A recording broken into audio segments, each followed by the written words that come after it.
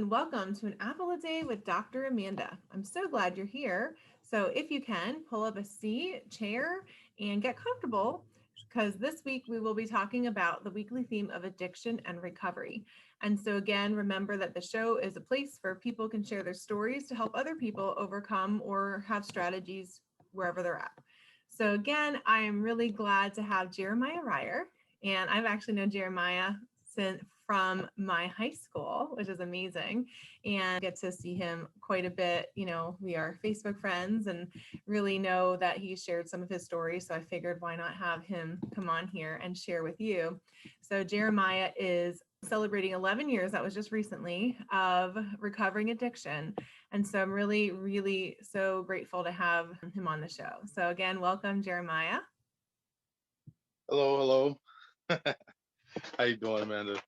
I'm doing well. So it's so really, truly great to have you on here. And congratulations again.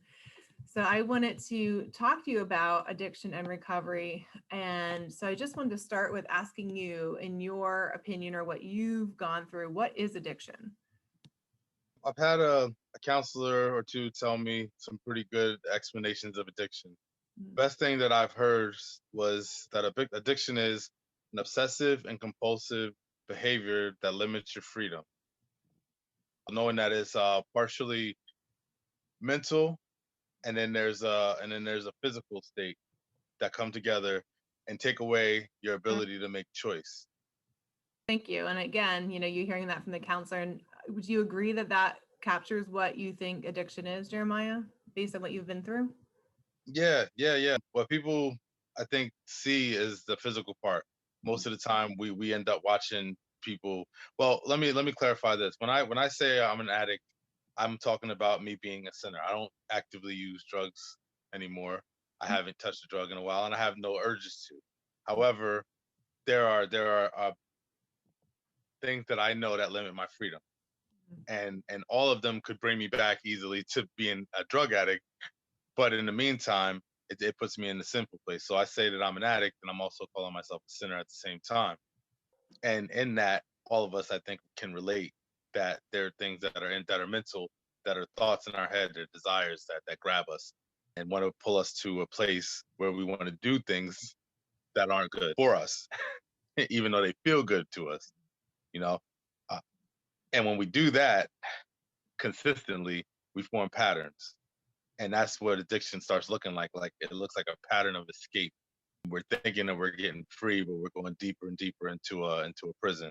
And then once you get in there, you got guilt and shame that keeps you in, and you go deeper and deeper, kind of.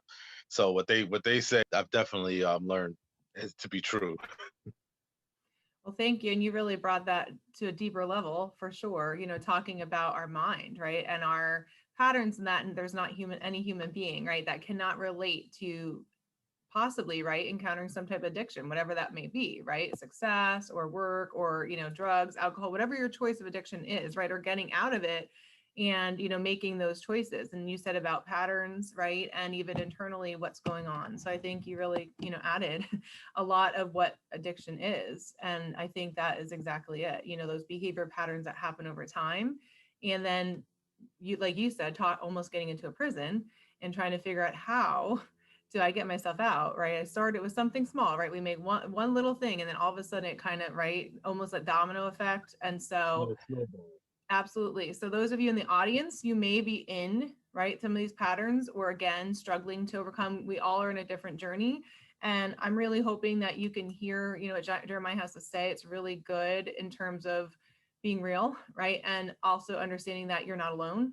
And whatever you're going through, we're rooting for you. And we're hoping that as you're hearing this, or maybe you have a family member that's struggling with addiction, right? Or it's something that you're ashamed of. Because Jeremiah, you brought up shame and guilt. And I think that's a big way that we kind of get stuck right in that hamster wheel where it's like it's just shame and guilt and wondering who's gonna not judge me, right? Who's not gonna judge me for what I'm going through. What was one addiction that you overcame? Well, yeah. When I drugs, I mean drugs, alcohol. I gave up cigarettes now, so my clean date for cigarettes is 9 years. Wow, On congrats. the same day of my clean date for drugs. So I got 9 years clean of cigarettes. And I mean, and I just being able to control your choices Mhm. is a freedom. Mhm. So when I start, for me, the biggest thing you would have seen from me 11 years ago was that was a drug addict. You would Mhm. have noticed it. It was blatant. Nobody could deny that it was destroying my life. However, today, I'm sure there's things you can dig into my closet that I'm not going to put out there. However, that you would look at and you would say, "Hey, that's not as blatant, but that's definitely problematic." Mhm. And those things still tend to go with addiction. I had a counselor, she had 30 something years clean, and she says to me, I still to this day have to watch and control how I spend my money. I'm addictive, and I walk into a store and I see a shirt, and it's a blue one, there's a pink one, and there's an orange one and a green one, and I want all of them. I Mhm. can't afford all of them, but I want all of them. You know, and she said, and then I find myself walking out with all of them. you And know, that's yeah. we're trying to grab habits to be able to actually make choices with our mind to the point where we're in control of our life. Mhm.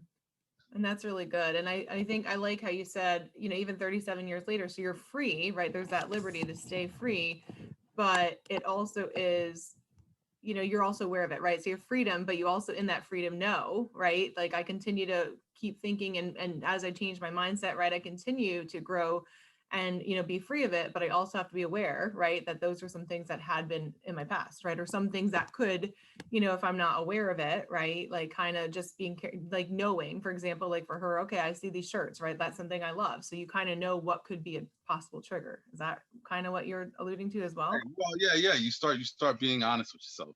I mean, some things you're not going to win all overnight.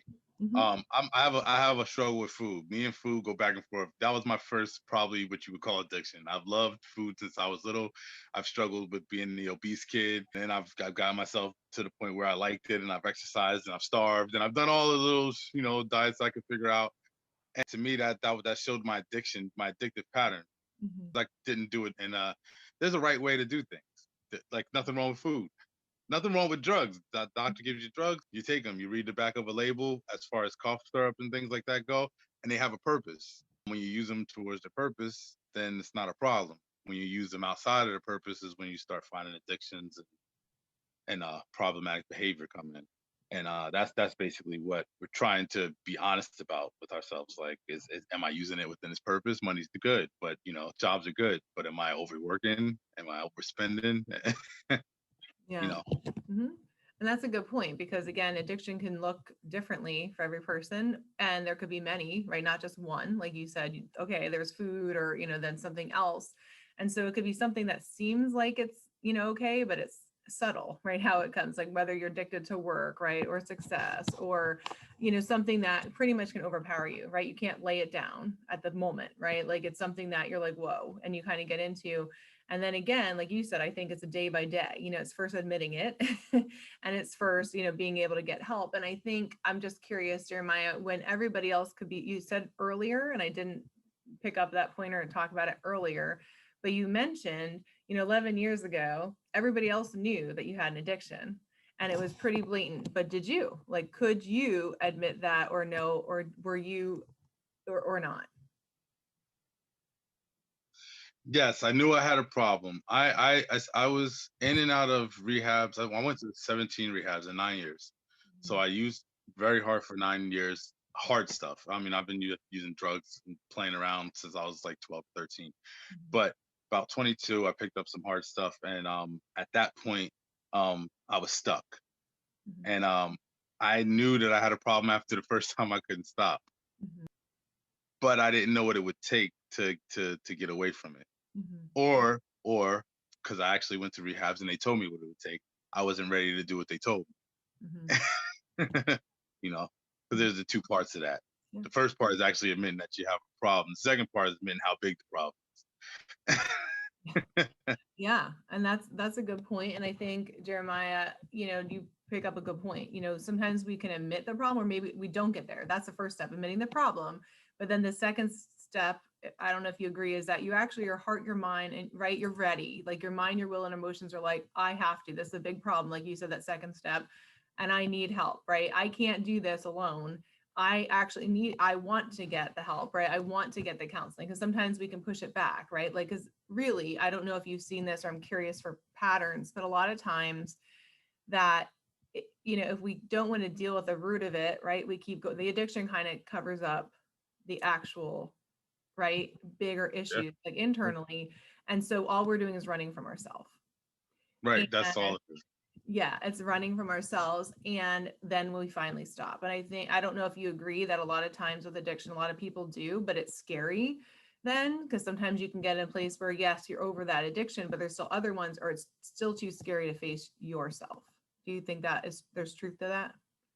Well, yeah, that's where you'll find a lot of times people come in and they'll be I did NA, so I'm an NA guy, but there's AA and I've done all of those different programs. But you'll see people come in desperate, hurting, painful, want to get clean. And I don't doubt that their desire to want to get clean is not there. However, what getting clean entails is then stepping outside of your comfort zone and going somewhere else. You have to become somebody different. And who knows what that person's going to look like when you're done? Will that person still be able to relate to his old friends? Will Mm-hmm. that person be able to do the same job? I used to want to be a rapper, and and music industry, and can I go in the clubs now? Yeah. And I don't, for me personally, I don't. But and I just got offered to go do some shows and stuff, and I said, no, listen, it's not for me now. Mhm. And I have to know myself. you Yeah. know Mhm. Wisdom is that one proverb, know thyself. I keep that in the back of my head. Yeah. But before you know who you're going to become, it's a blank slate, Mhm. and you can be hopeful, and it can become scary. you know Yeah, I appreciate that your honesty, and I really like how you talked about, being willing to face yourself. And you picked up a big point, because I think what you're really alluding to, Jeremiah, which is, I think, actually the root of all all addiction, and really anything, but underlying it is the identity, right? Who am I? And I think that happens anywhere. And really, again, depending, and I know we'll get into other questions, but sometimes that can be because I don't know if you'll agree, and we'll talk about this, family lines. So a lot of our family didn't know who we were, right? Or there were traumas that happened. And then that, I think, that pain of trauma, whatever that looks like, and how we perceived it, or how we experienced that, actually does, I think, at an early age, break our identity. I think a big part of why we see so many people with addiction today is because we have a lot of traumas or things that have happened, and it caused a lot of pain, and no one's really been able to walk people through that. And I don't know if you agree with any of that, but I've just kind of noticed a lot of this stuff with identity. And when we go to these other things, a lot of times, like you said, like, once I have this identity, right, like in some area, and I have all these friends, who am I outside of that? Right. Because that's all I've ever known, or that's all I've ever thought I was. Yeah, well, I mean, the first thing people want to know about you is what do you do nowadays? Mm. What's your job? We identify who we are with our job. Now I know if you're a person that tries, or if you're not. And that's not the way it is. You might be a person that works really hard, but if you say to me, hey, I'm 30, 40 years old and I work at McDonald's, Mhm. I go, well, what else, what's wrong with Mm. them? In my head, and if I was the guy that's working at McDonald's, and I have been, I go, well, what's wrong with me? Identity is huge. What I've learned, and I'm gonna tell you a lot of what I've learned, because Yeah. I'm not the creator of the ideas. I'm just the guy that can pass them through. Okay, is that humility is knowing your strengths and your weaknesses. And what happens is you'll find people who are insecure trying to look really strong and act like they're in control of things, and that looks super aggressive Mhm. usually, or you'll find that they look really weak, and so you'll find them going back and forth. So as you said to me, when you were out there, did you know you were an addict? And Mhm. I could say honestly, yes, I knew I had a problem. Mhm. But some days, you know, my insecurity looked like super prideful, Mhm. and I don't need nobody to help me. I can get through this. If you knew what I got through yesterday just to stay alive today, then you'll know that I can get rid of this by myself. Mhm. And some days it looked like me crying and asking for somebody to help me. But if you pick what day that is, it wasn't consistent, because I didn't have an identity. So one day, I knew who I was. I knew I was a scared person inside, but I had to put on the front. And Mhm. if you came to me with any good information, I may take some of it, and tomorrow I may not be listening to you. You know. Mhm. Well, thank you. I think that's raw and that's real in terms of, one day, like you said, I didn't know who I was. Like one day I was like tough and I had this exterior, right? No matter what, that I'll get through it. Another day I'm crying, right? Seeking help. But between that world, right? Of, okay, like, can I have that humility? Can I get to a place, but I feel like, I don't know if you agree, like when you're in between those identities, a lot of the underlying part of not getting help or having that that exterior is a lot of shame, don't you think? Like a lot of times shame prevents us from actually getting help.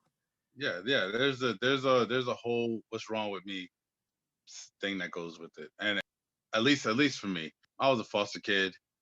Mhm. So originally my mom gave me up for foster care. That started it. That starts to what's wrong with me. Why doesn't my family even want me? Mhm. Why am I not good enough for my dad to come back and stay clean? Then I come around to getting back with my real mother, and she's got a couple of issues, and I watch it and I go, well, why am I not good enough for her to get her life together? And Mhm. so some of my drive to stay clean, really honestly, me sitting around was thinking about my kids, and I thought one day they're gonna look back and think, well, why wasn't I good enough? And I Mhm. said, I'm gonna use that as a motivation. So I talked a lot about my kids when I was in the programs, because I said I'm gonna get back to them so they know that they're worth it to me, whatever it took. Now it took a bunch of times of me getting up and falling and getting up and falling, but I kept going back for the help. Funny thing is, I could say that God carried me the last time because I gave up. Mhm.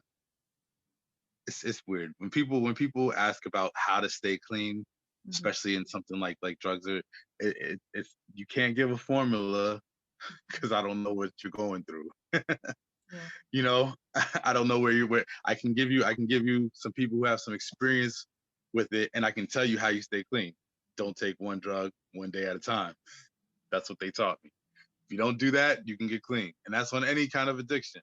Whatever it is, don't do it one day at a time, and you'll get through it. And one day you'll look back and go, wow, I got 11 years, you Mhm. know. But the process of all this and dealing and coping with yourself, these are things that you got to have some help with, from somebody who knows how to do it. Well, thank you. That was really powerful. First of all, that you were able to, first talk about during that, you really went back to your childhood, right? And what happened. And that really, right, is part of that trauma that you experienced, which could be hard when you're like, no one wants me, like, what's wrong with me? Right. And that's what trauma does. It says, what's wrong with me? And it's not true. Like what happened to you, right? You had something really sad, right, happen to you, like, your mom, like, okay, like, what's wrong with me that I have to be given away, right, for whatever reasons. And then you got reunited, but you still, again, were, processing even with your mom, like some of things that was going on with her. But what I really also appreciate was that you spoke about your own children, right? In your mess, right? That was the addiction, which we all have messes, right? It's not like we all have to overcome something. But in that addiction part, like what kept you, right? One of your motivators was you're like, I don't want to be having my kids ask what I did, right? I don't want to have my kids saying, what was wrong with me that dad, right? Like kind of continued in that. And I think that's really powerful because what you did was you realized I have a choice, even if I keep falling, like you said, I have a choice to either, persevere and like do something different, right, than what happened in my life, or perhaps, any generational part. And even though it was hard, and you said, like, by the grace of God, he helped you, and he has a way of doing that, right? When we're at rock bottom, he's like, hey, here I am, like, I've always been here waiting for you to just, say you need help. Like, I'm not going to shame you, I'm not judging, I love you, like, I'll help you. And I think that's amazing. But again, I think what was powerful is that you had your kids, right? And that's that father's heart that you have, and that God was kind of developing in you, and he was showing you that's his father heart too, right? He wants you to know there's nothing wrong with you, right? Like that you're my kid, like come back. So I think like that's the beautiful story about it, is that, in that, even though there's pain, you got to know that there's something bigger, right, than you. And like your kids were a motivator, and then obviously your faith like later was something that brought you through it. But I thought that was really powerful, so I I appreciate it. my last day using, I I uh I found I'm gonna say I was suicidal and I didn't know what to do. I committed a crime. I pretty much went crazy. Committed a couple of crimes, basically just bent off of like losing it. But before I lost it that way, I sat I sat in this little alley and I was thinking about how I could off myself, and I realized that I don't even have the strength to off myself. This is what Mhm. went through my head. I said, you know what? I'll jump off a bridge, and what'll happen is I'll break a whole bunch of bones and I won't die. That's my luck, right? I was so hopeless and I didn't think I had the luck enough to kill myself, Wow. right? Okay. Well, luckily, fortunately for all of us that you're here, that Well, was, yeah. but it was a moment that I needed. And you stated about the hope. My and I said it and seeing my kids and who I could become. Hmm. Before I got to the point of seeing who I could become, I had to get to the rock bottom of my hopelessness. Hmm. And when I kept using and running in and out of programs and using, I what really happened was I didn't think that I could be clean anymore. So now it went from me having a choice between whether I want to use or not to the point where my mind was like, you know what, you're going to use anyway. Hmm. And at that point, desperation kicks in, right? So I had to move past that hopelessness into the point of hope. And gratefully, and this is where I say God placed me, I got arrested. And when I got arrested, I got put into the cell and I was suicidal, so they put me in a suicide cell. This nurse comes and she wants to feed me pills. And she was kind of like my angel at the point in time because I had no hope left. And she said, there's a lady that's in this place that has 33 years clean that helps addicts. Sign up to go see her. And so I went and seen her. And then as I go into that program, I watched other guys helping the newer guys coming in. So Yeah. the guys who had been there for 6 and 8 months were helping the guys, and this is in prison. We're Yeah. helping the guys that came in for their first 2 or 3 weeks, Mhm. and I witnessed, the heart of these people to want to help because they had a little bit of sanity now, and they wanted to reach back and help somebody else get some sanity, and that hope allowed me to start dreaming of who I could become. Now, when I started dreaming of who I could become, that's motivation. Mhm. Because if you don't see a direction, somebody told me when God took Abraham up on the mountain, and he took them, he said, or Moses, it was Moses, he took him up. No, it was Abraham. Sorry. He was telling them where he was going to go. And he said, look to the east, look to the north, look to the west, look to the south. And he said, anything you can see, you can have. Mhm. He said, what you can see, you can have. And I had heard a sermon once and that touched me and it related to me because as long as I couldn't see it, I couldn't have it. Mhm. And people want to tell you how you should live, and if I see that's desperation and hopelessness, then that's basically what I'm going to get. So I needed somebody to be able to show me that there was actual hope. A guy with 6 months was a lot for me back then. How'd you get 6 months? Guy with 2 years, a lot. How you get 6 months? Now I got a guy that just graduated or celebrated. My buddy, he just celebrated 30, was it 32 years? Wow. And I go, how did you get 32 years? Because that could be me, Yeah. you know. And so hopefully, they told me I'm supposed to show up. I'm not anybody. But you asked me to do the interview, and I said, they told me that I only keep it if I give it away. I can only keep it if I give it away. So my job is to tell my experience, so that somebody else might look back and say, hey, that could be me. Because I was one of the low ones. I was at the bottom. I was homeless. I didn't have nothing to show for it. I drive truck now. I have a career. I have my family and Mhm. my kids in my life every day, and It's you amazing, know, and that's powerful. And I really loved how, again, I asked these questions, but I'm glad that you're able to go to those deeper places to talk about some of these experiences. Really loved was you talking about, okay, I was at my bottom part, but you lost all hope. So you lost all your hope and you're hopeless, but you said you basically had to get there. And I love how you talked about, even in that, there's a lady, right? And you called her your angel, but somebody, and I believe God always puts people in our lives, right? Where like you didn't have hope, you're in jail, like you're in this thing, you're like, why not just, I'm done. And how she encouraged you, and then you signed up for this program and you saw, like you said, just in your first day, and your first day was somebody else's first day, right? Or somebody who may be watching this and this is going to be their first day. And what you did was gave like you got hope from somebody 6 months out. And you said, like, I love how you said it, I didn't have the hope for experience, like I didn't see who I could become. You're only in seeing where you were, right? And what that there was no hope out. And I think so many people get stuck in that, right? Because you want something different and you never see it, right? It's almost like when your heart grows weary because you think, okay, I guess because it's been so long, I'm never going to change or nothing's going to shift in my life, right? And so you get to that place where you're like, well, this is it.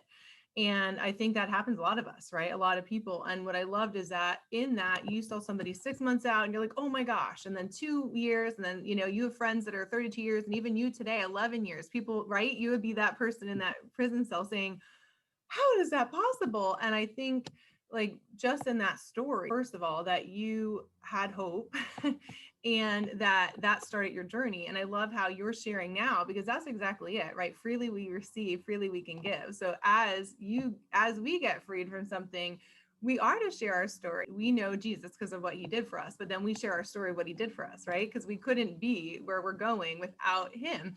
And what I love is that we're in those places and see God doesn't care. Like he can reach us in a prison. He can reach us, when you're like trying to like jump off a bridge and you think I'm not going to make, that's not even going to work. I think that's what I love about him is that he's not afraid of going in our darkness, right? He's not afraid to find us and get us, sit in us with us in that to get us out of it. I mean, like, but that's who he is. Cause he's like, he can come in and bring his light to get the darkness doesn't like it. But once we realize there's something different, right? We kind of already shifted. We're like, okay, like there's something better for me. And I think that's really powerful. Your story just from, okay, like I had nothing, right? To now, look at me and my family, right? Like I've overcome these things and like your story shifted, and I love that you said it shifted with hope. And I'm just hoping again, anybody in the audience, if you are struggling, we love you. And again, in different ways. And in Jeremiah, you talked about different addictions and you may be relating to Jeremiah, but just know that addiction at its root, there's just different patterns and there's pain points underneath it and you're loved. And perhaps I know I had a week on suicide, but if you are at that place of hopelessness, I will listing a number. We love you. I pray that you get hope because if you're hearing from Jeremiah, he was there and was able to become who he is today. And I know that might not seem like possible, right? You might be like, that is not possible. Like there's no hope. But again, we're here able to hear his story and hopefully something reaches your heart today. So Jeremiah, I know you talked a lot about addiction and some of the pain, but is there anything else that was really painful in your addiction? The most painful parts of my addiction just were where we're just were missing my kids. I'm telling you, when you never grow up and want to be a loser, you know. So when I was out there, I always said I would be different than my parents, and missing my kids was my biggest thing. That's also around not being successful, but just and things that you see, the people that I'm around. I remember sitting in rooms and think, wow, I can't believe I'm here. See, I've always had like a vision. I don't know if God blessed me with the ability to see, but I'd be the guy that they kicked out because I'd be like, you know what? Now I'm about to lose everything. Mm. And I'd be talking depressive and they'd go, well, why are you getting hot? Get out of here. Yeah. you know? But that and the consequences. The consequences are a big part. I did 4 years in prison. They gave me when I first went in, the numbers they told me it was that I should have did 55 years, I believe. Mm. That was the sentence that was what the weight of my charges held. Okay. So I didn't know anything about court systems or anything, but I go in and I do this preliminary hearing with this judge, and she says this charge should be 10 to 20, this charge should be 10 to 20, and this charge should be 5 to 10. Wow. And I started doing the numbers, and I go, wow, I should be going away forever. Wow. You know, A lot of grace, a lot of God's grace, right? He had better plans for you. Even in that, he knows who you are. I think. If you agree. right. Well, I needed to be where I was at. He says, you go through the valley of the shadow of death, Yeah. not all prairies and and sunshine. Mm-hmm. Sometimes you have to get walked and it's cold and it hurts to get to the light parts. Mm-hmm. Because I want to talk about there was a day that I had an awakening, and I was in prison, Yeah. and I was reading and I was studying and I was trying to change my life and I was doing all my programs and things, but I was praying every day and I was meditating, and I came out one day and I woke up and I had tingling in me and I was happy. Mhm. I mean, utterly happy. I'm in prison. but I had like a joy because I knew that it was going to be okay. Like that day, I really knew that God was in control of everything. Yeah. So no matter what happened, it was okay. Mhm. And then I could let go. I just brought you through was steps. And the first step of being powerless. The second step was finding hope. The Mhm. third step was to turn my will and my life over to God as I understood him. Mhm. And at that point, when I got to the point of being able to turn my will and my life over to God, it was just an understanding that my life was already in God's hands anyway. Mhm. And all I had to do was to align my will to the things that he would want from me, Mhm. and my life would change. Yeah. And that sounded easy enough. Although I've backslidden and moved forward since then, Yeah. in that moment, it sounded like the breath of fresh air that I needed. Yeah. You know, Well, that's amazing. And I think that, yeah, and he gives that, right? He knows what we need at that moment, that joy, right? Instead of despair. So that's something that he does, right? The brokenhearted, or when we're in pain, like he trades us and exchanges us more. So we give him all of our pain. And it's amazing because he gives us so much good, right?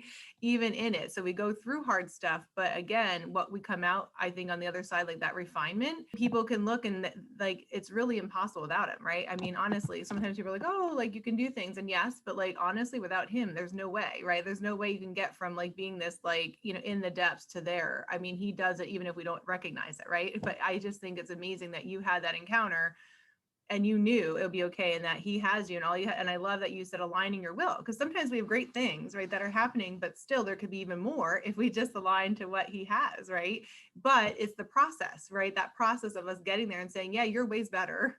This seems okay, but there's something better on the other side of me just being stubborn, right? Or me like thinking, like, let me think the way you think about me, right? Or let me think about what you think about my future. And I think that takes time, right? Like you said, and we fall or we make mistakes, and God knows, right? We're all kids. So that's what I love about him, is he knows. Important. And thanks for sharing about your kids, because again, that can be painful, as your big pain point. And then I know you sort of mentioned it, but I'm not sure maybe if it was just the people in prison, but did you have any support of people while you were going through this addiction and recovery, and or perhaps during this time? yeah. Well, CA actually has it, and they said I got to a point where I realized that I couldn't heal myself, that there was no human power that could heal me, but that God could and would if he was sought. Okay, and I'm gonna tell you that I had depended on people in the wrong way before. So I had girlfriends that I had given all my money to. So I said, I'm gonna give you all my check and you hold it. I don't be responsible for it, and that way I don't use. Mhm. Right. So I took the responsibility off myself and tried to put it all on her. And then, usually I would come back, give me my money, I want my money back. But I was looking for some kind of human, lock me up, put me away, take me away from it, and take the control or the choice out of my hands. So yes, I had finally figured out how to use the support in the right way, and I saw it. So I said that God couldn't would if we saw it, right? And I think that's where the power came in. I sought my recovery. I actually went to people and I asked for help, but not in a way of trying to give up my responsibility, Mhm. in a way that I could learn how to be more responsible. And these people were my counselors that were in the prison. I would talk to the pastor. I went into the church. I joined the choir just to be around the people, and there was a lot of guys that were studying the Bible, so we go Yeah. study the Bible together. Um, I had my family that I could call and talk to. The few that still took my phone calls, and I would talk to them about what I was learning, and Mhm. then I started listening to their stories and realized they were doing the same stuff almost naturally. Mhm. So when I'd be on the phone with my girlfriend at the time, and she'd be telling me about how she was going through this and this, but she talked to her mom, and I say, well, she was using her support system, and I noticed that what normal people, whatever quote unquote normal people, were doing was the same thing that they were training me to do, but I didn't get trained to do before. Mm. So I had a lot of support, and basically I use anything that makes sense. Books. I read the NA books. I read the Bible, but I mean I've also reached into reading and studying all types of stuff. Anything that had to do with me being able to be okay with, at peace with my world and myself. you know, as it is. I wanted to clarify because it always sounds good to reach for the blessing. My name's Jeremiah, and there's a guy in the Bible named Jeremiah who was prophet of Lamentations. And this guy argued with God about why that the bad people seem like they get so much. Yeah. And these are the questions as an addict that I had. I hated the world. I was mad. Does my life look like this and somebody else's life look like that? And these are the questions I had. And I realized that God told this guy not to get a wife. He said, don't get a wife. He said, don't make too many friends. He says, you're going to live through a time that's painful. He said, your blessing is going to be your life. Mm-hmm. You will live through it. Mm-hmm. And to me, that is crazy because we nowadays we talk about blessings like you're gonna get the car and the house and the wife Yeah. and that is not the blessing. He Yeah. said you will have life, Yeah. you know. And so I made my decision to follow Jesus Yeah. through this process of wanting to have freedom, real freedom. Mm-hmm. Mm-hmm. And I said no matter what. So it wasn't so much if I had a job, if they close the shop down and I don't have the job anymore, that's not gonna make me use. Yeah. I'm not going to go back running for myself and my responsibilities anymore. If I work my butt off and I try to build something and it doesn't happen, Yeah. it's okay. God's still in control, and I'm still not going to go and run for myself or you. And it had to be that way because in the beginning, when you're getting clean, especially, you don't know if you're going to keep the girlfriend. Mm-hmm. She's wishy-washy. She already, you already messed up a lot of bridges that way. You don't know if the mom is going to come back and be okay with what you did. And some of these things break people. You Yeah. say, you go back and you say, okay, I got clean now. Here I am. And they go, no, I don't want to be with you anymore. Mm-hmm. Do you fall for that? Because that doesn't seem like the blessing to you. To me, I thought I did all this for the blessing to get that back. And God says, no, I got something better for you. That's not the plan. Just wait.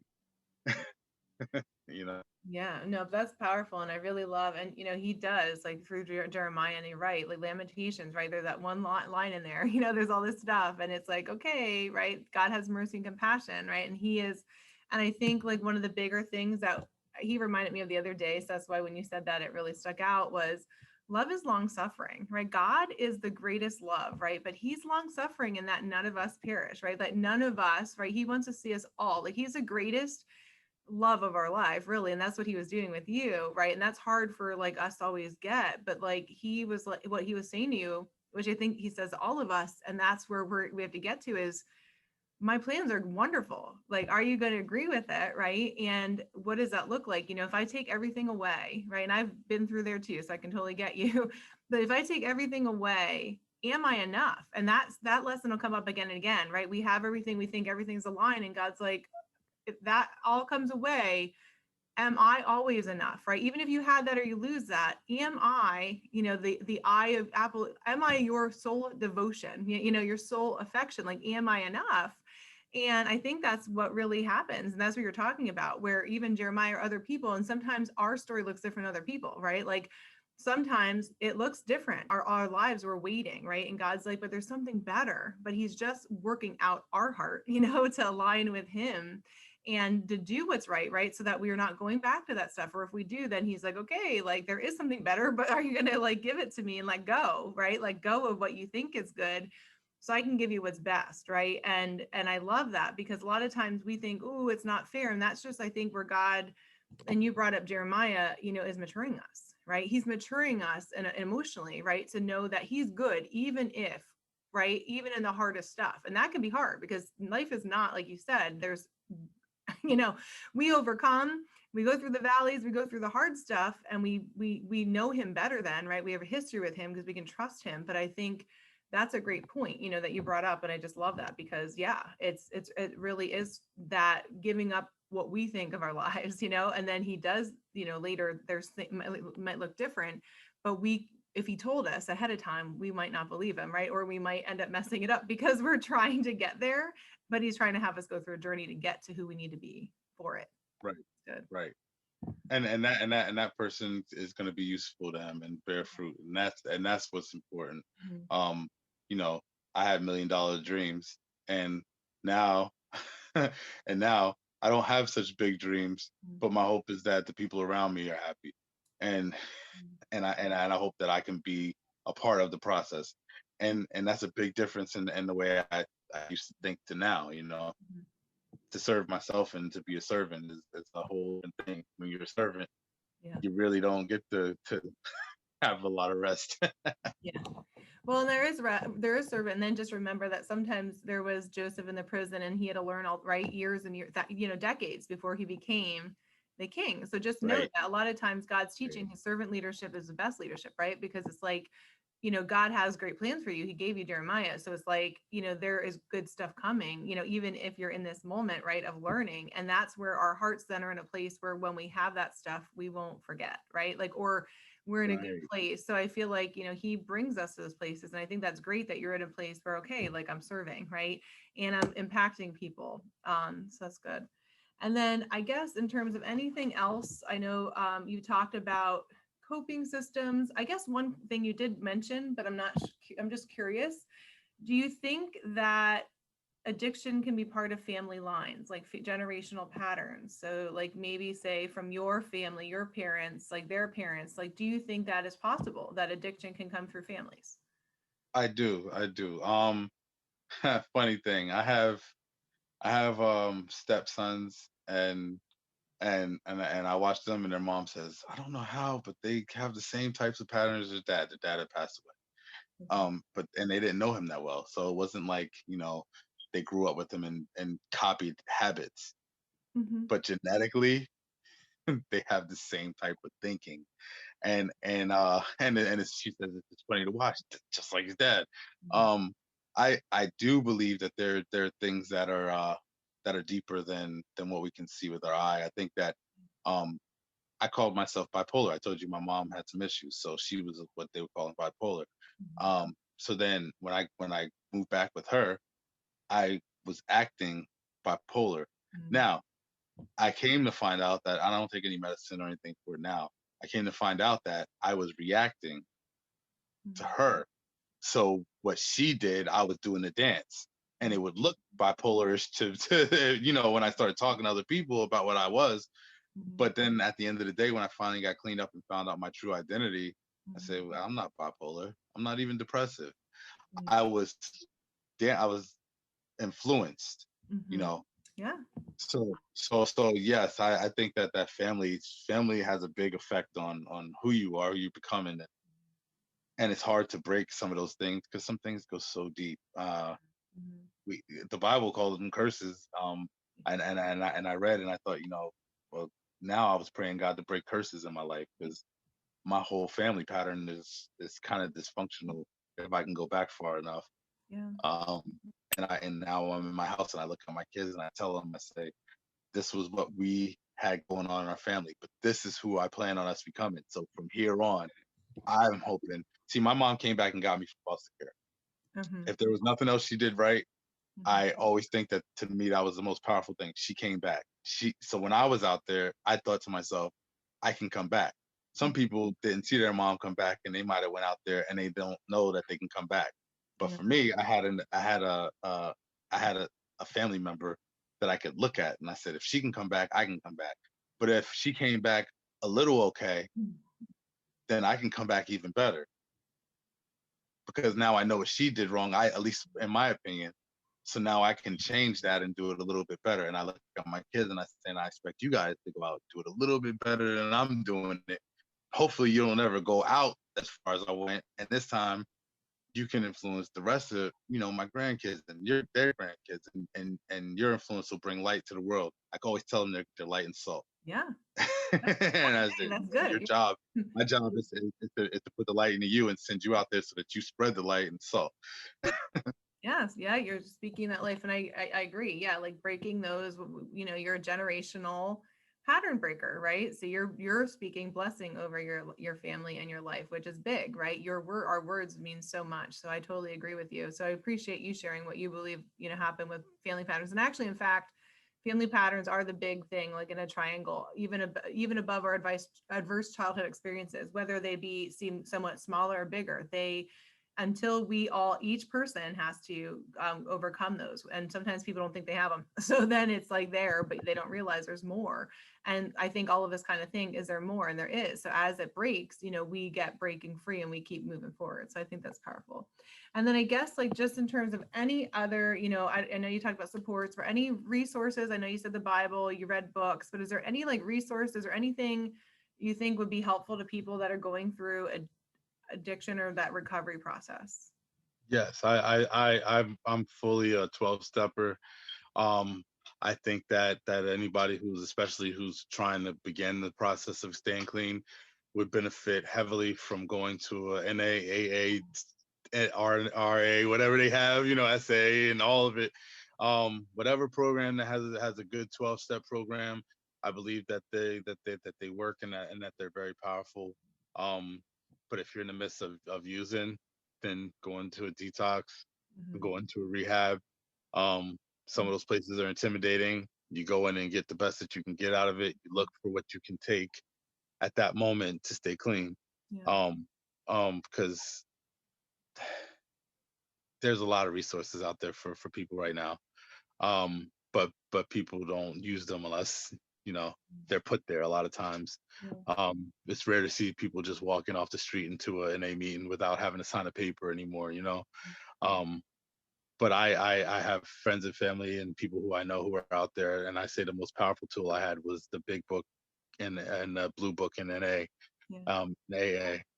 That's great. People Well, who thank knew, Sorry, go ahead. people who knew what the who knew what the experience of was what it was like getting high and what it was like trying to get clean.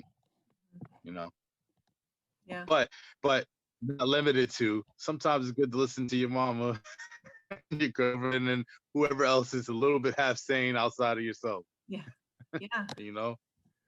Those are, no, that's good though. That's good words of wisdom, that again, you had those sources like, the word of God, and also the NA, the steps, and then also the support people you had.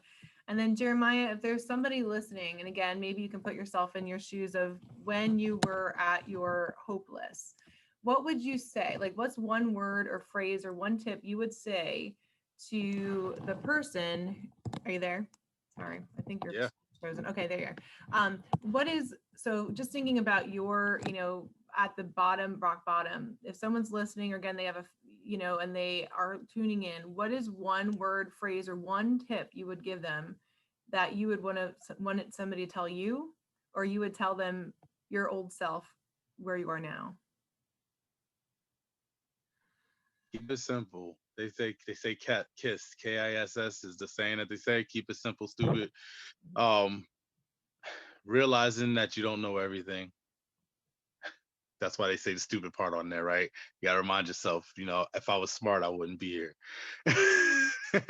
Because we get into programs and we want to tell everybody how we're gonna make our own program.